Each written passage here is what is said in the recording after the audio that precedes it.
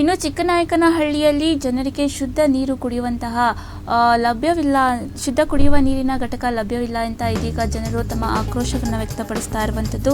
ಜನರಿಗೆ ಶುದ್ಧ ನೀರು ನೀಡಬೇಕಾದ ಘಟಕವೇ ಚರಂಡಿಯಂತಾದ ಸ್ಥಿತಿ ಇದೀಗ ಚಿಕ್ಕನಾಯಕನಹಳ್ಳಿಯಲ್ಲಿ ನಡೆದಿದೆ. ಘಟಕದ ಬಳಿ ನಿರಂತರವಾಗಿ ನಲ್ಲಿ ಲೀಕೇಜ್ ಆಗ್ತಾ ಇದ್ದರೂ ಕೂಡ ಅದಕ್ಕೆ ಸಂಬಂಧಪಟ್ಟ ಅಧಿಕಾರಿಗಳು ಯಾವುದೇ ತರಹದ ಕ್ರಮಗಳನ್ನು ತಗೊಳ್ತಾ ಇಲ್ಲ.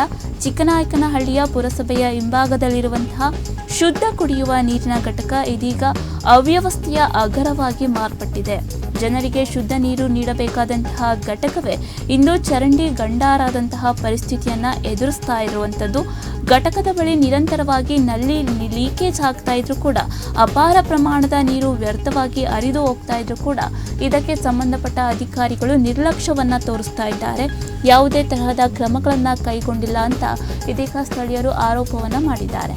ಸೋರಿಕೆಯಾದ ನೀರು ಸುತ್ತಮುತ್ತ ನಿಂತುಕೊಂಡಿದ್ದು ಸೊಳ್ಳೆ ಹಾಗೂ ಹುಳ ಉಪ್ಪಟೆಗಳು ತಾಣವಾಗಿ ಮಾರ್ಪಟ್ಟಿದೆ. ಇದರಿಂದ ಸಾರ್ವಜನಿಕರ ಆರೋಗ್ಯದ ಮೇಲೂ ಆತಂಕ ಹೆಚ್ಚಾಗಿದೆ.